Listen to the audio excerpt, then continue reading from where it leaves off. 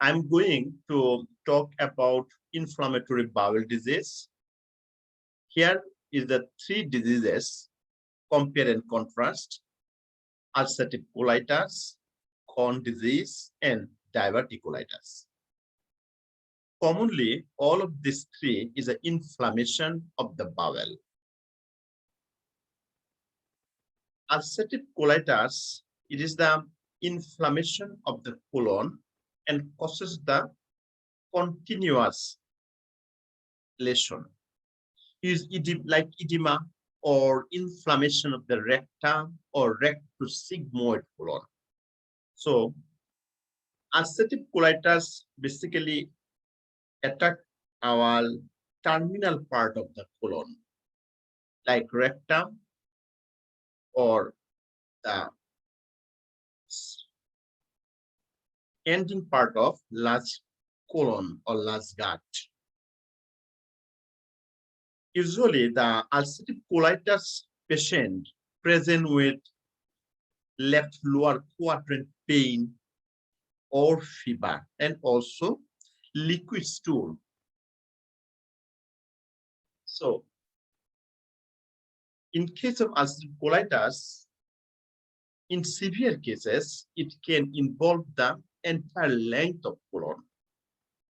Mucosa and submucosa become hyperemic, and the colon will become edematous and redness increase. It can lead to abscess formation. So ulcerative colitis, if not treated, lead to abscess formation. Abscess lead to perforation and peritonitis. So edema and thickening bowel mucosa can cause partial bowel obstruction. Intestinal mucosa cell change can lead to the colon cancer, and also insufficient production of intrinsic factor, which result in insufficient absorption of vitamin B12. Because of lack of vitamin B12, patient develop pernicious anemia. Whereas the Crohn disease is the inflammation and ulcer of gastrointestinal tract, often at the distal ileum. So in this picture, you can see most of the distal ileum here commonly attacked, or most of the small intestine easily affected by Crohn disease. And Crohn disease causing the sporadic attack with the sign symptoms. And Crohn disease, if not treated, starts to develop the fistulas. Fistula are common, right? And can involve entire GI tract, like ulcerative colitis. Malabsorption or malnutrition can develop when jejunum and ileum get involved and require supplemental vitamin and minerals, like vitamin B12 injection. If patient has a Crohn disease, they complain the right lower quadrant pain, but ulcerative colitis patient complain of left lower quadrant pain. Both cases, patient has a fever and history of liquid stool or loose stool or mucus present in stool, abdominal distension, and pain occur. Both cases. What else? The diverticulitis.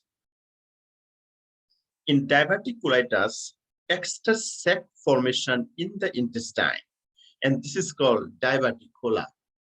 When food gets in or bacteria attack inflammation occurred in the diverticula and patient developed diverticulitis.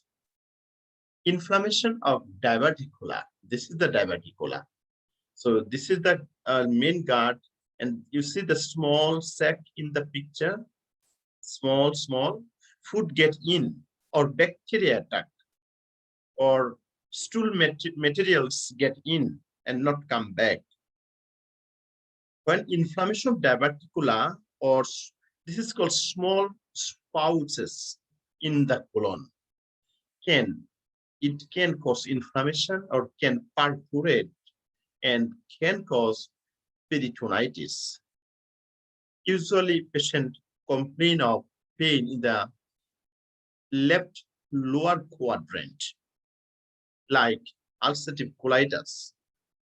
But Crohn disease patient complain the pain in the right lower quadrant. And all three cases, patient present or complain with fever and chill. So let me read it. Not all clients who have diverticulosis develop diverticulitis. Diverticula can perforate and can cause the peritonitis and severe bleeding. Now let me explain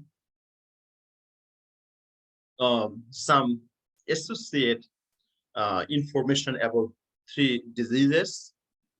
Acetic colitis, particularly patient present abdominal pain.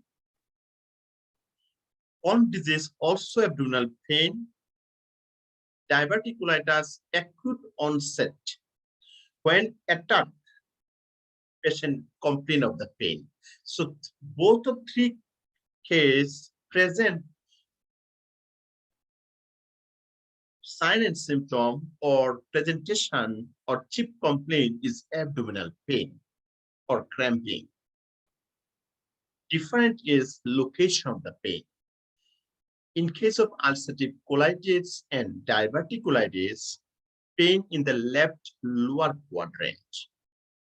But Crohn disease, pain in the right lower quadrant because of the location of that colon.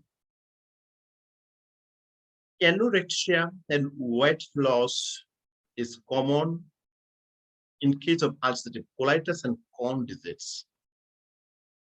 Appetite reduce or less and weight loss.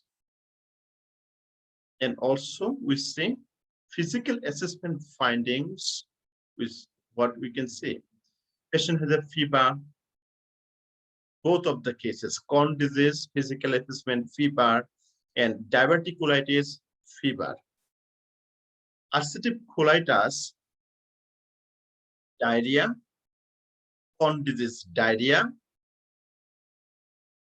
And stool can contain mucus, blood, or pus. And here the diarrhea usually 5 loose stool per day with mucus and pus, as like as ulcerative colitis. Abdomen distended, tenderness, and firmness, same as Crohn disease, abdominal distended, tenderness, and firmness. Also, if you put the stethoscope, we get the high-pitched bowel sound. Same Crohn disease, high-pitched bowel sound. Rectal bleeding is common, but it is absent in Crohn disease. Crohn disease is called steatorrhea, means stool mixed with fat. What else? Diverticulitis. We found fever as like as ulcerative colitis and Crohn disease, but patient has a chill and tachycardia. So now let me talk about the laboratory test, lab halos. So first of all, you can see the color red means it is same. Blue, 3 blue, you have to read compare contrast. So decrease the hematocrit level, or here erythrocyte sedimentation rate, ESR, increase, WBC increase, and C-reactive protein increase. Same as the Crohn disease, ESR increase, WBC increase, C-reactive protein increase, and also anti-glycan antibody increase.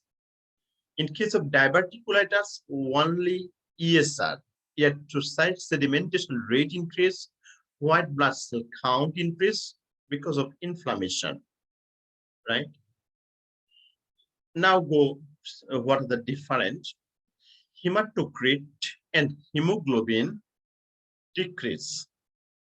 Same as Crohn disease, hematocrit and hemoglobin decrease. Hematocrit and hemoglobin decrease as well. So, common feature in laboratory test in case of ulcerative colitis, Crohn disease, and diverticulitis, hematocrit and hemoglobin level decrease, decrease, and decrease. Serum albumin decrease, potassium, magnesium, and calcium decrease. Same as in the Crohn disease, serum albumin decrease, potassium, magnesium, calcium level decrease, folic acid and vitamin B12 decrease as well. The lab tested stool for focal blood positive. Diverticulitis, if you check the stool, we found the blood is present and is called focal blood. It is positive. Same as Crohn disease, stool for focal blood can be positive. In urinalysis, we present WBC should be present. So now let me talk about the nursing care. So this is the 3 diseases I told. So what are the risk factors? Usually genetic cause, or it is very common in Caucasian or Jewish descent. Stress is a trigger factor or sometimes autoimmune disorder. In case of ulcerative colitis, Crohn disease, and diverticulitis, what are the nursing care? Let me explain. So we monitor for the sign of peritonitis in case of ulcerative colitis and Crohn disease. So what are the signs of peritonitis? It is important to know. Sometimes patient present with nausea, vomiting, rigid or broad-like abdomen, rebound tenderness. Also patient present with fever and tachycardia. When we deal with the patient who have ulcerative colitis or Crohn disease, it is important to monitor input and output chart and also check the electrolyte balance. Right? Why electrolyte balance? Because both cases, patient chance to develop potassium level go down, magnesium level go down, calcium level go down. Risks of hypokalemia, hypomagnesemia, or hypocalcemia. So, if patient have an acute attack of ulcerative colitis or Crohn disease, it is good to keep them nothing by mouth status, especially during the acute exacerbation of disease. And ongoing, eat food high in protein and calories, but low in fiber. This is the question and flex products. Also, tell your patient to avoid caffeine, alcohol, also eat small, frequent meal. In case of diverticulitis,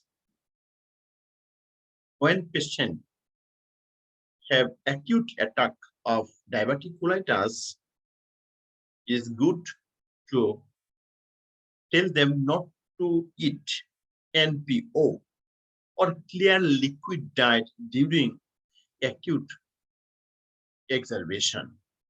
Then we can progress to low fiber diet.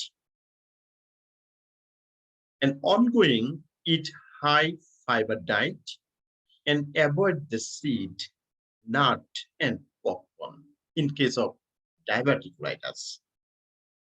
It is important to monitor for the sign of peritonitis because both of three diseases lead to the peritonitis, and peritonitis is a life-threatening condition. If patient has a complication of peritonitis, the symptom present nausea and vomiting, rigid or rod-like abdomen, rebound tenderness, and fever with tachycardia. This is very basic information we should know for NCLEX board exam.